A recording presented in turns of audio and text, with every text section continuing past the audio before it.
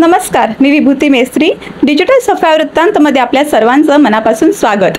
नवरात्रीच्या निमित्ताने आपण सन्मान स्त्री शक्तीचा आणि सलाम तिच्या कार्याला या विशेष भागातून वेगवेगळ्या क्षेत्रात काम करणाऱ्या स्त्रियांना भेटत आहोत, त्यांच्याशी गप्पा मारत आहोत. आणि आज आपल्या सोबत आहेत बोईसर येथील शिक्षिका अर्चना देशमुख मॅडम. अर्चना या मागील 18 वर्षापासून शिक्षण क्षेत्रात काम करत आहेत. आता शिक्षिका म्हटलं की निश्चितच शिक्षणावर प्रेम आलंच, पण शिकवण्यासोबत त्यांना स्वतःला शिकायची देखील खूप अडचण आहे. फार पूर्वीपासनं त्यांनी पाहिलेलं स्वप्न घर, संसार, मुलं आणि नोकरी हे करता करता अपूर्णच राहिलं. अनेक अडचणी आल्या, पण शिक्षणाप्रतीचा त्यांचा ध्यास काही कमी झाला नाही. आयुष्याच्या अर्ध्या टप्प्यावर आल्यानंतर देखील त्यांचं वय शिक्षणाच्या आड आलं नाही. आत्ताच नुकत्याच त्या MPhilच्या परीक्षा उत्तीर्ण झाल्या असून आता त्या PhDच्या अभ्यासक्रमाला प्रवेश घेतला आहे. विद्यार्थी दशेतून शिक्षक आणि एका शिक्षकामध्ये दडलेला ज्ञानाचा भुकेलेला विद्यार्थी हा सगळा त्यांचा प्रवास कसा होता हे आता आपण त्यांच्याशीच गप्पा मारताना जाणून घेऊया. नमस्कार. सन्मान स्त्री शक्तीचा आणि सलाम तिच्या कार्याला ह्या विशेष भागात आपलं स्वागत. आमच्या प्रेक्षकांना तुमचा थोडक्यात परिचय करून द्या. नमस्कार, मी अर्चना महेश देशमुख. मी एक शिक्षिका आहे आणि 2 मोठ्या मुलांची आई आहे. माझे पती आहेत मिस्टर महेश देशमुख. तर हे तारापूर ॲटॉमिक पॉवर स्टेशनमध्ये एक चांगल्या पोस्टवर आहे. खूप मनमिळावू आणि चांगल्या स्वभावाची ते व्यक्ती आहेत. आणि आज जे काही मी आहे ते माझ्या मिस्टरांमुळे आहे असं मला वाटतं. त्याच्यानंतर माझ्या 2 मुलांबद्दल मी तुम्हाला सांगितलं तर माझा मोठा मुलगा कल्पेश देशमुख 28 वर्षाचा आहे आणि UK मध्ये आहे. तो UK मध्ये तो जॉब करत आहे. MS ची पदवी त्याने घेतली आहे UK मध्ये. वेल्स या सिटीमध्ये तो राहतो. त्याच्यानंतर अनिरुद्ध देशमुख हा माझा दुसरा मुलगा 24 वर्षांचा. त्याने मेकॅनिकल इंजिनिअरिंग केलेलं आहे. त्याने सुद्धा UK ला जाऊन MS केलेला आहे आणि तिकडे जॉब करत आहे तो. आणि माझं बालपण जे आहे ते सिन्नरला गेलेलं आहे. मी राहायची बालपणी आणि तिकडेच माझं शिक्षण झालेलं आहे. माझी आई एक चांगल्या स्वभावाची आई आहे माझी आणि मला वाटतं की माझ्या आईकडनं खूप छान असे गुण, छान असे संस्कार मी घेतलेले आहे. आणि कदाचित आईच्या संस्कारामुळे मी आज टीचर व्हायचा निर्णय जो घेतलेला आहे तो आईच्याच गुणधर्मांमुळे घेतलेला आहे असं मला वाटतं. तसेच माझे सासू सासरे जे आहेत ते पण खूप सपोर्टिव्ह आहे. त्यांनी पण मला खूप मदत केलेली आहे आणि ह्या सगळ्यांमुळे मी आज एक शिक्षिका म्हणून आहे असं मला वाटतंय. तर स्त्रियांसाठी बरेच आता काय म्हणतात की सगळीच क्षेत्र मोकळी झालेली आहेत. कुठलं असं क्षेत्र नाही की जिथे आता स्त्रीने पाऊल नाही ठेवलंय. पण तरी शिक्षकाची एक वेगळीच भूमिका असते, कारण एक शिक्षक हजारो मुलं, हजारो विद्यार्थी, हजारो नागरिक घडवत असतो. बरोबर. तर निश्चितच की शिक्षक बनण्याची जी काही प्रेरणा आहे ती तुम्हाला कोणापासून मिळाली, की मला इतर कुठल्याही क्षेत्रात न जाता मला एक चांगलं शिक्षिका व्हायचंय, तर ही प्रेरणा तुम्हाला कुठून आणि कशी मिळाली? तसं एका व्यक्तीमुळे आपण आपलं जीवन घडत नसतं. मी आत्ताच सांगितलं की माझी आई खूप प्रेमळ आणि खूप संस्कारी आहे. तर तिच्यातले गुण घेऊन मला असं वाटायचं की मी एक शिक्षिका व्हायला पाहिजे. आणि ज्यावेळेस मी BEdला गेली तर त्यावेळेस माझ्या सासऱ्यांची खूप इच्छा होती की आपली सुनबाई शिक्षिका झाली पाहिजे. आणि म्हणजे खूप त्यांनी माझ्यासाठी इकडे तिकडे युनिव्हर्सिटीमध्ये गेले, फॉर्म भरले आणि मला तिथपर्यंत पोहोचवलं त्यांनी BEdच्या कॉलेजपर्यंत. म्हणजे अशी सासू सासरे पण लाभणं खूप गरजेचं असतं आणि त्याच्यामुळे स्त्रियांचा विकास होतो. नक्की. ऍक्च्युली स्त्रियांना जर सासरच्या लोकांनी सपोर्ट केला तर त्या पुढे जातात. सासरचे लोक जर त्यांना सपोर्ट करत नसतील तर त्यांची खूप मानसिक खच्चीकरण होत असतं. नक्कीच. मग तसंच मी लहानपणी जे जीवन जगलेले आहे तर ते एक म्हणजे मोठं असं कुटुंब होतं. मग त्या जॉईंट फॅमिलीमध्ये मी राहिलेली आहे. जॉईंट फॅमिलीमध्ये राहताना म्हणजे तेवढं आई वडिलांचं लक्ष नव्हतं की म्हणजे मी शिक्षण घेते पण काय करते बरोबर. एवढं त्यांचं लक्ष नसायचं. मग त्या काळामध्ये माझ्या एक शिक्षिका होत्या, जोशी मॅडम, त्या काळात आपण बाई म्हणायचो त्यांना. तर त्या एक विधवा होत्या आणि त्या मला शिकवणीला बोलवायच्या. आजची जी ट्युशन आहे आणि ती ट्युशन आपण पैसे देऊन करतोय, पण माहित नाही त्या मला अजून पण मला त्याचा अर्थ नाही समजला, त्या मला का बोलवायच्या आणि पैसे न घेताच शिकवायच्या. मग त्यांचा एक कुठेतरी छाप माझ्या मनावर पडला आणि असं वाटलं की आपण ह्या मॅडम सारखं किंवा ह्या टीचर सारखं एक शिक्षिका झालं पाहिजे आणि मुलांचे आयुष्य घडवले पाहिजे. नक्कीच, खरंच, कारण ते लहान वयामध्ये मनावर कोवळं मन असतं आणि ज्या गोष्टीचा संग आपल्याला लागतो त्याचा प्रभाव आपल्यावर पडत असतो आणि मग आपण ते आदर्श घेऊन कुठेतरी म्हणतो की आपल्याला पण असंच बनायचं बरोबर. तर मला अजून एक विचार असं वाटतंय की शिक्षक होण्यापर्यंतचा प्रवास ठीक आहे, पण मग तुम्ही आता माझ्या माहितीप्रमाणे की शिक्षक झाल्यानंतर सुद्धा तुम्ही शिकवणं तर चालूच आहे, पण तुमचं शिकणं देखील चालू आहे. तर तुम्ही आता एमफिल ची परीक्षा उत्तीर्ण झालात आणि आता PhD पण करताय, तर हा तुमचा जो प्रवास आहे त्याबद्दल ऐकायला नक्कीच आवडेल.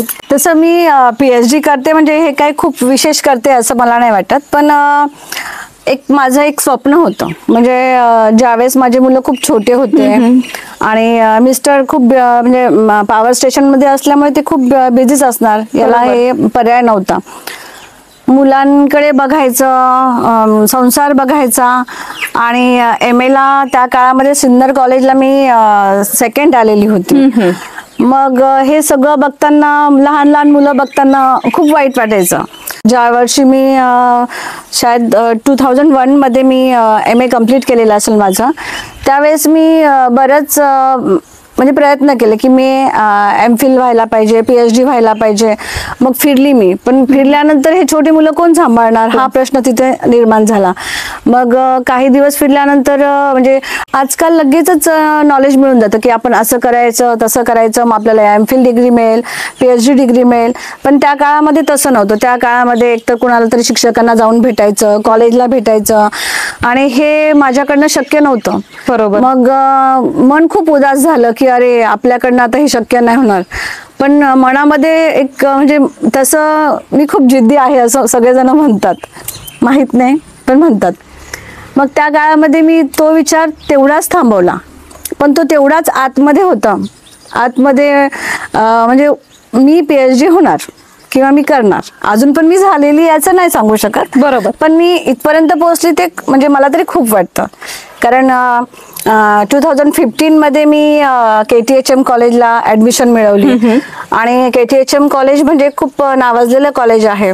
पुणे युनिव्हर्सिटीमध्ये PhD करणं हे साधी गोष्ट नाहीये, आणि ते पण मराठी विषयामध्ये. ज्यावेळेस मी MPhil ला गेली आणि MPhil ची ऍडमिशन साठी मी प्रयत्न केले पुन्हा, जेव्हा मुलं मोठे झाले की आता आपण थोडंसं त्यांच्यापासून दूर जाऊ शकतो, आता त्यांची गाडी रुळावर चालली, मी आता थोडीशी मी पण माझ्यासाठी काहीतरी करू शकते. मग त्यावेळेस मी काय केलं की मी नगर कॉलेजला गेली, तिकडे इंटरव्ह्यू दिला. मी संगमनेर कॉलेजला गेली, तिकडे इंटरव्ह्यू दिला. मी नाशिक कॉलेजला गेली, तिकडे इंटरव्ह्यू दिला. मग त्याच्यापैकी मला फक्त नाशिकचं KTHM कॉलेजमध्येच माझं सिलेक्शन झालं आणि मग मी तिकडे सिलेक्ट झाल्यानंतर मग मला खूप छान वाटलं. पण तरी पुन्हा गृहिणी म्हणून कुठेतरी पाय अडले, पुन्हा लांब राहते, दोघं मुलांचं बघायचं, घरात बघण्यासारखं कोणी नाहीये आणि आणखीन टीचरचा पण जॉब. आजकाल टीचरला पण भरपूर कामं असतात, पूर्वीसारखे टीचरचे कामं राहिलेले नाहीये. मग एवढं सगळं झाल्यानंतर पुन्हा असं वाटायचं की होईल की नाही. ऍडमिशन तर घेतली, 2015 मध्ये ऍडमिशन घेतली. पहिल्या वर्षी एक्झाम असते, तिकडे रिटर्न एक्झाम असते, त्याच्यामध्ये पास झाल्यानंतर दुसऱ्या वर्षी मग आपल्याला थिसिस लिहावा लागतो. मग मी कोळी समाजामध्ये थिसिस लिहिलेला आहे. माझ्या विषयाचं नाव होतं MPhilच्या पालघर तालुक्याच्या कोळी समाजाचा सांस्कृतिक विकास कसा झालेला आहे, त्यांचं लोकजीवन कसं आहे, त्यांची लोकसंस्कृती कशी आहे, हे त्यांच्याबद्दल सगळी माहिती मी माझ्या थिसिसमध्ये, माझ्या प्रोजेक्टमध्ये MPhilला लिहिलेली होती. ओके. आणि ऍक्च्युली 2 ते 3 वर्षाचा कालावधी लागतो, पण मला 4 वर्ष लागले. हेच की लेडीज असल्यामुळे, बरोबर, गृहिणी असल्यामुळे आणि शिक्षिका असल्यामुळे. बाकीचे विद्यार्थी त्यावेळेस पण पटकन 2 ते 3 वर्षात पुढे गेले, मला 4 वर्ष वाटलं, म्हणजे वाईट वाटलं. पण तरी मी हारली नाही की इट्स ओके, 4 वर्षात लागेल ना, मग मी 4 वर्षामध्ये ते कम्प्लीट केलं. पण तरी सुद्धा PhD हे माझ्या डोक्यातनं गेलेलं नव्हतं. आणि PhD ला ऍडमिशन जरी मला त्या काळात मिळाली असती तरी PhD करणं एवढं सोपं नाहीये. म्हणून मी PhD ची पहिली पायरी असते की MPhil करणं. ओके. मग MPhil मध्ये माझं अर्ध PhDचं नॉलेज मला मिळून जातं की काय करायचं, कशी प्रोसेस आहे, कशी माहिती मिळवायची, कशा लोकांची इंटरव्ह्यू घ्यायचे, हे सगळं मी MPhil मध्ये शिकून गेली. त्याच्यामुळे PhD ला मला एवढं अवघड जात नाही आता. आणि हे सगळं करताना माझे मुलं, माझे मिस्टर, माझे नातेवाईक यांनी सगळ्यांनी मला खूप मदत केली. आणि आज सगळ्यांची मी आज खूप ऋणी आहे की सगळ्यांच्या मदतीमुळे, सगळ्यांच्या सहकार्यामुळे मी माझं MPhil कम्प्लीट केलं. MPhil कम्प्लीट केलं त्याच्यानंतर पुन्हा मग अशी वेळ आली की आता MPhil तर झालं, आता PhD करायचं. पुन्हा आलं, PhD करणं सोपं नव्हतं. मग मी त्यावेळेस पण संगमनेर कॉलेजला, पुणे कॉलेजला आणि पुणे युनिव्हर्सिटीमध्ये पण जागा असतात अशा, म्हणजे पुणे युनिव्हर्सिटीमध्ये कॉलेजच्या जागा असतात. हे आता मी जिकडे संगमनेर कॉलेज आहे, मालपाणी कॉलेज, त्याच्यामध्ये मी आता PhD करत आहे. अच्छा. तर त्याच्यामध्ये पण ऍडमिशन मिळवणं तेवढं सोपं नव्हतं. मग मी विचार केला की संगमनेर कॉलेजला 6 किंवा 7 जागा होत्या आणि पुणे युनिव्हर्सिटीमध्ये एकच जागा होती. नंतर नगरमध्ये पण कमी होत्या, श्रीरामपूरला पण कमी होत्या. मग मी विचार केला की या ठिकाणी आपला जम बसणं शक्य नाही. कारण नाही म्हटलं तरी थोडंसं 45-40च्या एज मध्ये गेलं तर थोडी मानसिक भीती वाटते आपल्याला की हे एवढे यंग मुलं आहे आणि ह्या यंग मुलांमध्ये आपला टिकावं लागणारच नाही. आता हे यंग मुलं आपल्याला कुठे म्हणजे हे करतील का, यांच्या कॉम्पिटिशन मध्ये आपण नाहीये. मग मी पुन्हा सगळा स्टडी केला, संगमनेर कॉलेज बघितलं की त्याच्यात 6-7 जागा होत्या. तिकडे गेली मी इंटरव्ह्यूला. म्हणजे तिकडे मग मी सगळं आपलं फॉर्म भरले, ते सगळं झालं. आणि वाट बघत होती मी की आता नंबर येईल माझा. झालं, इंटरव्ह्यूला गेली, नंबर लागला, इंटरव्ह्यू झाला. त्याच्यात पण 2-3 राऊंड असतात इंटरव्ह्यूचे. मग पहिल्या राऊंडमध्ये पास झाली, तरी भीती वाटायची की सेकंड राऊंड मध्ये होईल की नाही माझं सिलेक्शन. मग एक सिनॉप्सिस असतो, तो सिनॉप्सिस सादर करावा लागतो आणि मग तेव्हा इंटरव्ह्यू असते पुन्हा सेकंड. मग तेव्हा ऍक्च्युली माझ्या पायाला लिगामेंट टिअर झालं होतं. अरे बापरे. मग त्या काळामध्ये मी म्हणजे अक्षरशः मला उचलून नेलं होतं. अरे बापरे. म्हणजे त्या कारमध्ये मी कशी गेली, माझा पाय हलायचाच नाही. मग तो मिस्टरांनी त्याला म्हणजे असं मला उचलून त्या कारमध्ये शिफ्ट केलं. कारमधनं आम्ही गेलो. कारमध्ये जाताना पण पाय शेक व्हायचा, तरी त्याला वेदना व्हायच्या. पण फक्त PhD करायचं होतं. PhD करायच्या आशेने हे सगळं चाललेलं होतं. ध्येयापुढे त्या फार छोट्या वाटत होत्या. छोटे वाटत होतं कारण पुन्हा असा चान्स मिळणार नव्हता. कारण आता ह्या वयामध्ये पुन्हा तिथपर्यंत जाणं शक्य नाहीये. म्हणजे आता मी साधारण 1-2 वर्षातच 50 पार करेल किंवा 50ची होईल. तर ह्या काळामध्ये जे यंग मुलांनी करायचं, 25तल्या मुलांनी करायचं किंवा 30 मधल्या मुलांनी करायचं, तर ते मी करत आहे. तर मग त्यांच्या कॉम्पिटिशन मध्ये मला कुठेच घेणार नाही हे मला वाटायचं. त्यांच्या कॉम्पिटिशन मध्ये होती, एवढी फास्ट तर मी पळू शकत नव्हती ना, पण कमीत कमी त्या रेसमध्ये होती. म्हणजे मागे का असेल कुठेतरी होती, याचा अभिमान वाटतो मला. आणि खास करून माझे मुलं मला खूप सपोर्ट करतात. म्हणजे काही असलं की आई तू कर, आई तू खूप हुशार आहे, तू कर. म्हणजे मी हुशार आहे की नाही ते मला माहित नाही, पण आई तर सगळ्यांना प्रियच असते आणि हुशारच वाटते आपली आई. सगळ्यात स्मार्ट आपली आईच वाटते. खरं आहे. हा, तसंच ते म्हणजे मला सपोर्ट करत असतात की आई नाही तू करणार, आई तू करणार. आणि मग काही पण झालं की माझ्या मुलांना मी आधी फोन करून आणि विचारते. आता तुम्ही पण मला सांगितलं तर त्याबद्दल मी त्यांना विचारलं की काय रे, काय करू. मग लगेच त्याने उत्तर दिलं, आई खूप छान आहे, खूप छान आहे, तू कर, तू खूप म्हणजे हुशार आहे, तू करशील. हे सगळं म्हणजे जे मी त्यांना लहानपणी दिलं ते आता मला देत आहे. जे लहानपणी म्हणजे मी मुलांना सांगायचे "रे, तुम्ही करा, तुम्ही हुशार आहे, नाही बेटा असं चांगलं तसं चांगलं", तसं ते मला सांगतात "नाही आई तू हुशार". नक्कीच. म्हणजे हे मला परत मुलांकडनं मिळतं. माझ्या सगळ्या फ्रेंड्स आहेत, माझ्या कॉलनीतल्या फ्रेंड्स आहेत, माझे नातेवाईक आहेत, त्यांनी सगळ्यांनी भरपूर अशी माहिती दिली आणि कदाचित मला असं वाटतं मी पण त्या संदर्भातच तुमच्याशी बोलली होती ना की मला काहीतरी माहिती द्या. मी म्हणजे कोळी समाजामध्ये PhD करत आहे, तर मला त्या लोकांपर्यंत प्रत्येकापर्यंत मी पोहोचू शकत नाहीये, तर मला माहिती द्या. बरोबर. तर अशी मी बऱ्याच लोकांनी मला माहिती पण आणून दिली आणि कॉन्टॅक्ट नंबर त्या कोळी समाजातल्या लोकांचे आणून दिले आणि त्याच्यानंतर मी आता म्हणजे इथपर्यंत पोहोचली आहे. नक्कीच. त्याच्या पुढे काय होईल ते सांगू शकत नाही, पण कमीत कमी अर्धा टप्पा तरी मी पार पाडलेला आहे असं मला वाटतं. आता मगाशीच तुम्ही बोलता बोलता म्हणालात की आयुष्याचा अर्धा टप्पा गाठलाय, 50शी आली जवळ, पण शिक्षणाचा ध्यास, शिक्षणाची आवड अजून गेलेली नाहीये किंवा ज्ञानार्जनाची भूक आहे ती अजून शमलेली नाहीये. पण आता आजची आपण पिढी बघतोय किंवा आता हा जो मधला खूप कोविडचा टप्पा गेला की वर्ष दीड वर्ष शाळा बंद होत्या, तर निश्चितच आहे त्या शाळा बंद असल्यामुळे अभ्यासक्रम तर बंद ठेवणं शक्य नव्हतं. त्यामुळे नाईलाजाने का होईना मुलांना मोबाईल हातात द्यावे लागले. तर हा जो काही मधला काळ संपूर्ण मुलं शाळेपासून दूर होती किंवा वैयक्तिक जो काही एक सकारात्मक ऊर्जा मिळते ती निश्चितच आहे फक्त उपकरणातून नाही मिळत. बरोबर. तर आता शाळा सुरू होऊन 1-1.5 वर्ष पुन्हा झालंय, पण हा जो काही मधला लॉस झालाय, तर ह्या लॉस मध्ये मुलांना एका जागी बसणं किंवा वाचणं किंवा जी ऐकण्याची क्षमता असते की आपण काही बोलतोय पण ते मनाने आहेत की नाहीये तिथे हजर किंवा लक्षात राहणं, एकाग्रतेने बसणं, तर ह्या सगळ्यावर काही परिणाम झाले असं तुम्हाला वाटतंय का? हो, अगदी खूप छान प्रश्न केलाय.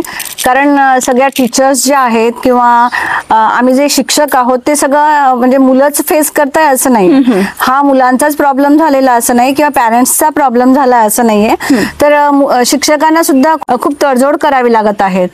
आता तरी ह्या 1-2 वर्षामध्ये म्हणजे परिस्थिती जरा बदललेली आहे, पण ज्यावेळेस कोविड मधनं डायरेक्ट मुलं स्कूलमध्ये आले होते तेव्हा मुलांना हातामध्ये पेन घेणंच माहित नव्हतं. म्हणजे अक्षरशः माझ्याकडे त्या काळामध्ये 5वीचा एक वर्ग होता, तर त्या 5वीच्या वर्गामध्ये मी जेव्हा बघितलं तर तेव्हा ते म्हणजे त्यांनी 2 वर्ष साधारण ते फर्स्टला गेले असतील स्कूलमध्ये आणि त्याच्यानंतर 3rd 4th त्यांचं निघून गेलं असेल असं, आणि ते 5thला आले. मग 5thला आल्यानंतर त्यांना हातात पेन घ्यावा, तो व्यवस्थित लिहावा किंवा त्यांच्या हातामध्ये बळच राहिलं नव्हतं, म्हणजे लिहायला त्यांना जमायचं नाही. मग त्या काळामध्ये विद्यार्थी जर खूप आनंदी असेल तर शिक्षक पण आनंदी असतात. नक्कीच.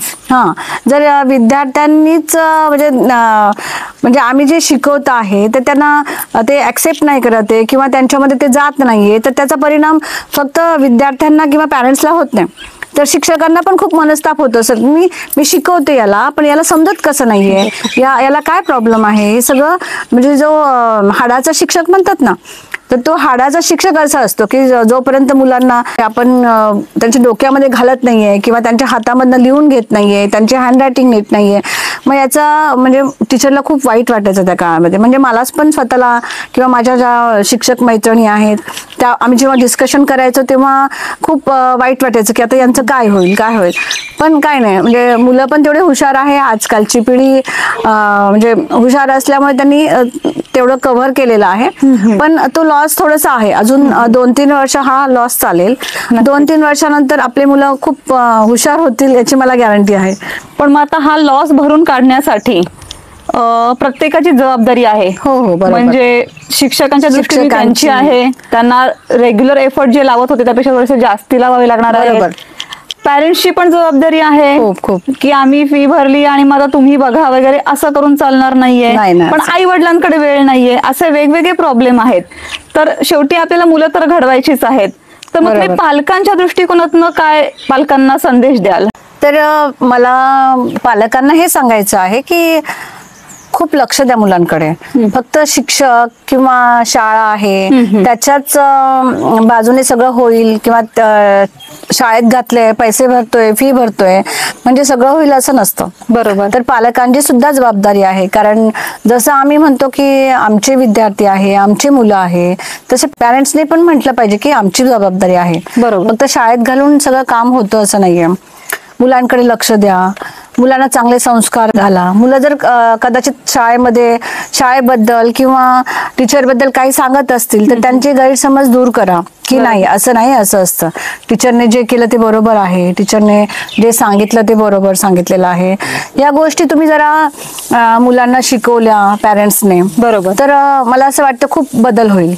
आणि जो विद्यार्थी आहे तो आजचा विद्यार्थी एवढा साधा राहिलेला नाहीये, तर तो खूप स्मार्ट बनलेला आहे. तर तो काय बघतो, मोबाईल मध्ये काय करतो हे सगळं बघत जा. त्याच्या हातात मोबाईल दिला म्हणून तुम्ही निर्धास्त झाले असं नाही, तो फक्त अभ्यास करतो आहे असं नाही. पॅरेंट्सला मला असं वाटतं, जर घरात आई राहत असेल, जॉबला नसेल किंवा असेल तरी आईने मुलांच्या वेळेस आपण घरात राहायला पाहिजे आणि मुलांकडे लक्ष द्यायला पाहिजे.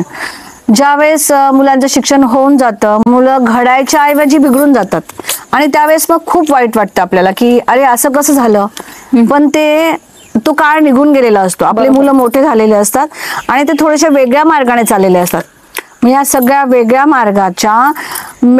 मार्गावर जाण्यासाठी आपण पण कारणीभूत असतो. याचा कुठेतरी विचार केला पाहिजे. नंतर गेलेला वेळ येत नाही, मुलं मोठे झालेले असतात, त्यावेळेस म्हणजे काहीच फायदा नसतो. आणि म्हणूनच पालकांनी सुद्धा एक जबाबदार पालक होऊन आपल्या मुलांकडे लक्ष दिलं पाहिजे, असं मला एक शिक्षिका म्हणून आणि एक आई म्हणून सांगावंसं वाटतं. नक्कीच नक्कीच. आता आपण म्हटलं की शिक्षण आणि बिघडण्याचा काळ वगैरे, तर निश्चित शिक्षणाने आपल्याला काय म्हणतात की ज्याच्याने आपण अर्थार्जन करू शकतो ती विद्या आपण शिक्षणातनं कमवतो.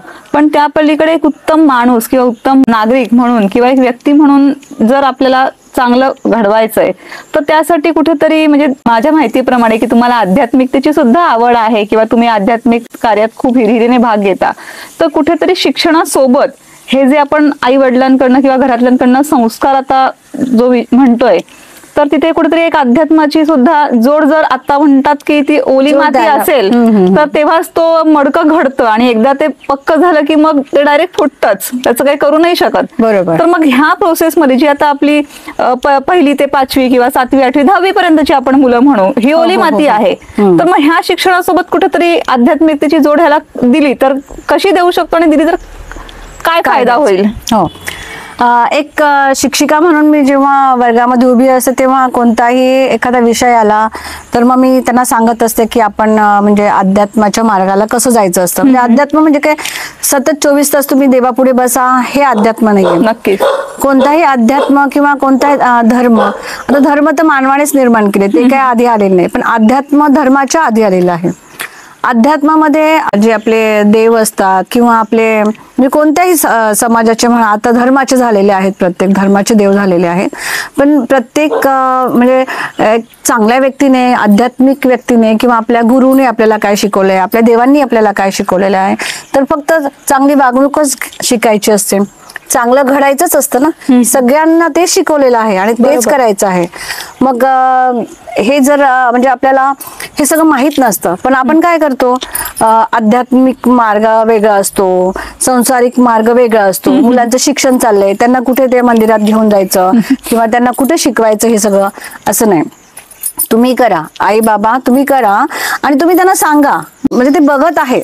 बरोबर. ते फक्त तुम्हाला वॉच करताय. बरोबर. तुम्ही त्यांना सांगू नका तू जपच करायला बस, तू प्रार्थनाच करत बस. नाही, मी फक्त माझ्या विद्यार्थ्यांना एवढं सांगते की सकाळी उठल्या उठल्या देवापुढे, कोणताही देव असो तुमचा, त्या देवापुढे उभं राहा, नमस्कार करा, हात जोडा आणि फक्त सांगा की थँक्यू देवा, देवा मला एवढं चांगलं जीवन दिल्याबद्दल, एवढं सगळं चांगलं दिल्याबद्दल धन्यवाद. एवढं म्हणून जा आणि तुमचं कामं करा, झालं.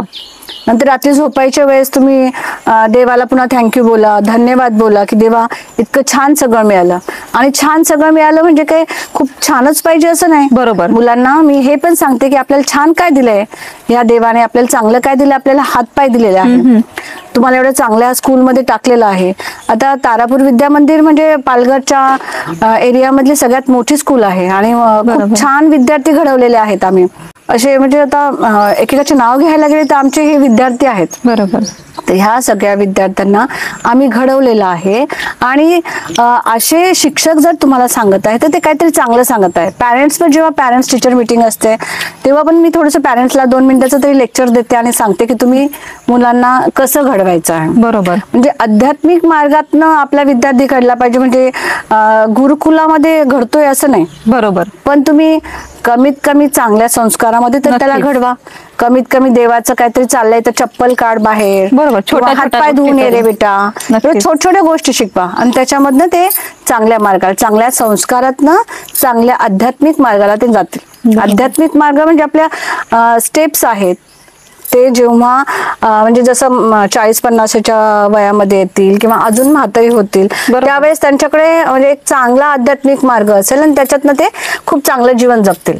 मग त्याची सुरुवात आपण म्हणजे लहानपणापासूनच करायला पाहिजे. आणि आपल्या घरातलं दिवा लावा, संध्याकाळच्या वेळेस दिवा लाव रे बेटा, एवढं आपण आईने सांगितलं तर मुलं ऐकतात. किंवा रोज नको लावू दिवा, पण एक दिवस तू म्हणजे आईने सांगितलं अरे माझ्याकडनं आज दिवास लावले झाला नाही, तू लावतो का बाबा, तू लावतो का जरा, किंवा तो दिवा विझलाय तर तू लावतो का जरा, हे जरी म्हटलं तरी त्याच्यातनं संस्कार घडत जातात. बरोबर. आणि त्याच्यातनं विद्यार्थ्यांना समजतं की अरे दिवा विझला म्हणजे आईला काहीतरी वाईट वाटलंय, काहीतरी चुकलंय आपलं.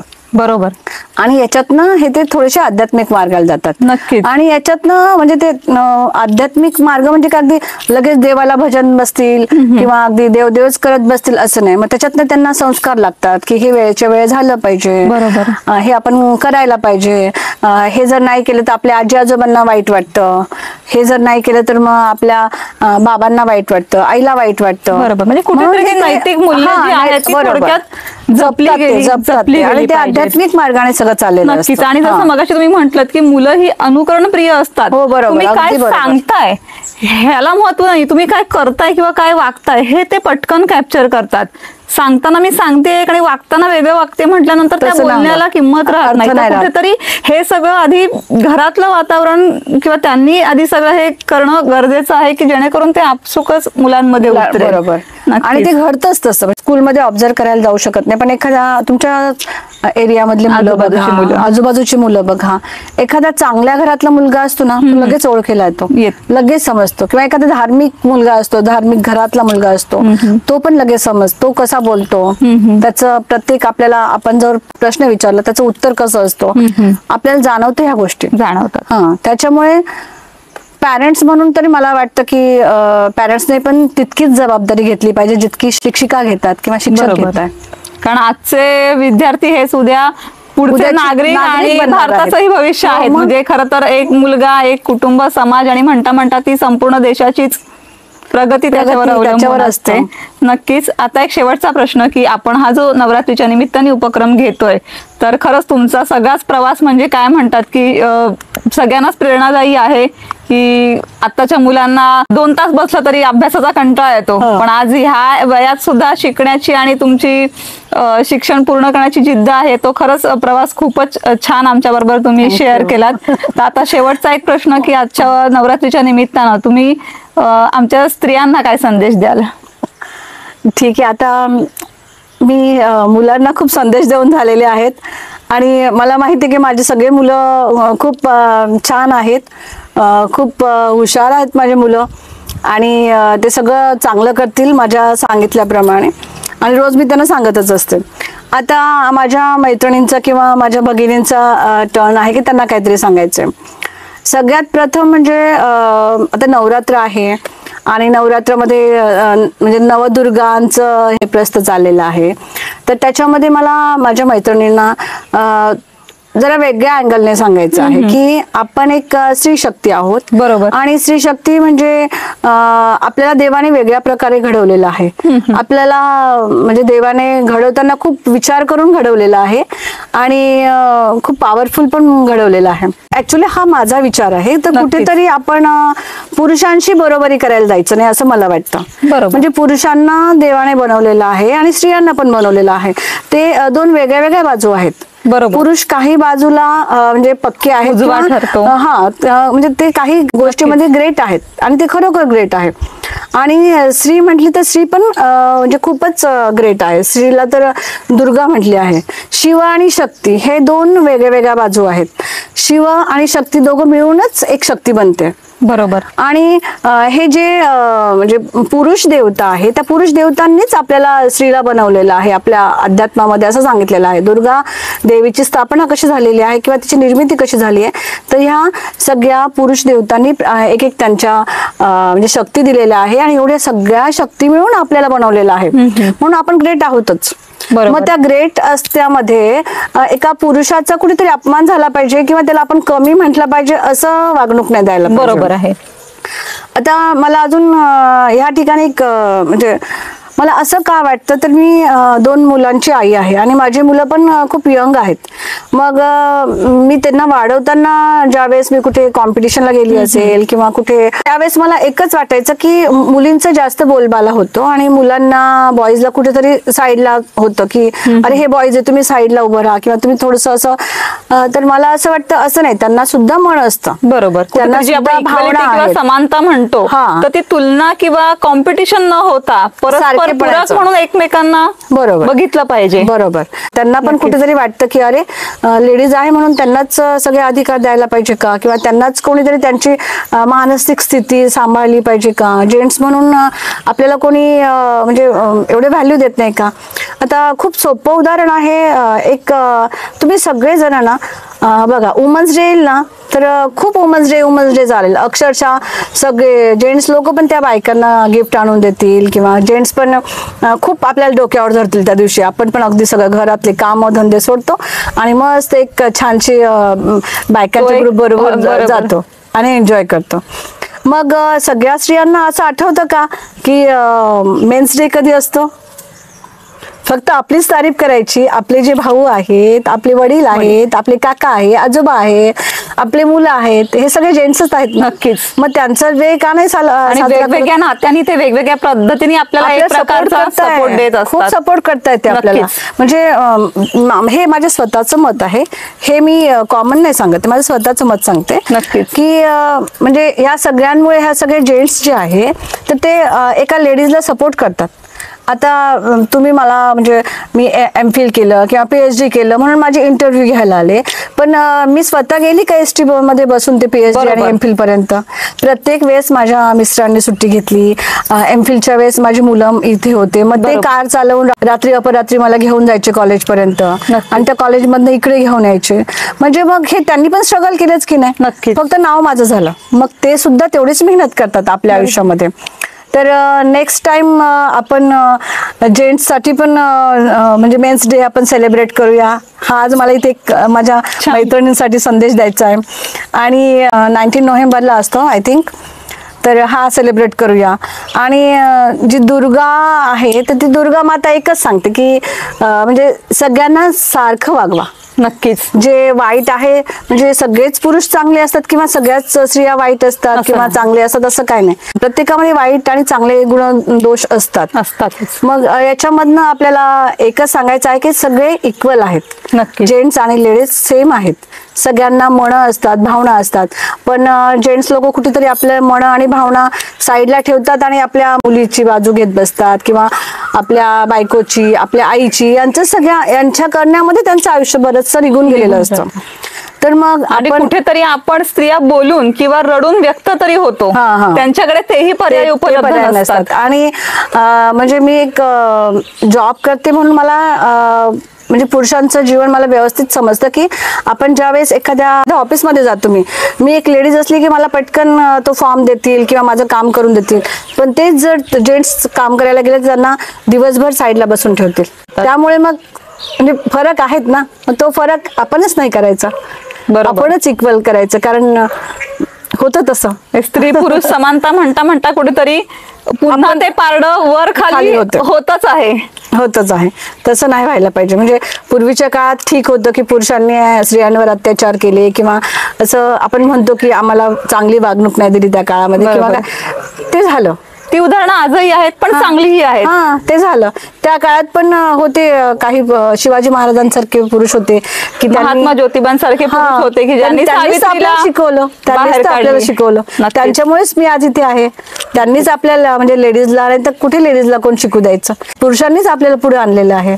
मग हा पण विचार झाला पाहिजे. फक्त नवदुर्गा आहे म्हणून आपणच नटून थटून सगळं आपलाच उत्सव साजरा करायचा असं नाही. कुठेतरी आपल्या साईडला पुरुष पण उभा आहे आणि त्यांचं मन पण कुठेतरी दुखावलं जात आहे.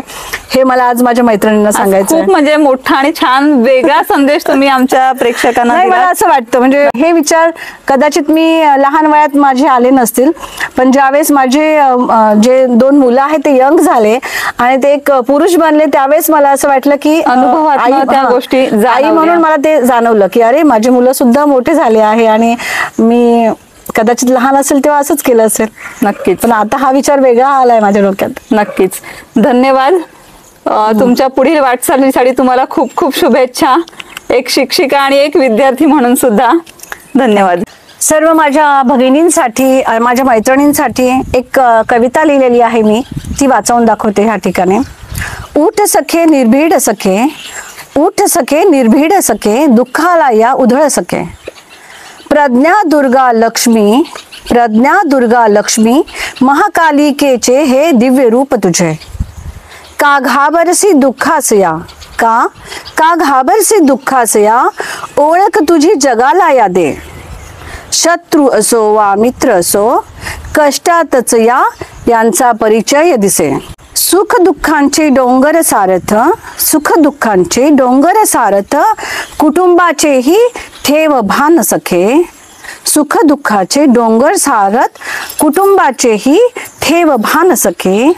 सासर माहेर सांभाळतच तू, सासर माहेर सांभाळतच तू, उजळून टाक कर्तव्यांची दिवे. नोकरी व्यवसाय, नोकरी व्यवसाय सावरत, तुला मग गवसतील नभातील हे तारे. का हवी पुरुषांशी तुलना, का हवी पुरुषांशी तुलना, तू तर नारी जगत जेती प्रिये, तू तर नारी जगत जेती प्रिये. उदास होशी पलभर थबकती, उदास होशी पलभर थबकती, क्षणात जाईल उंच गडे.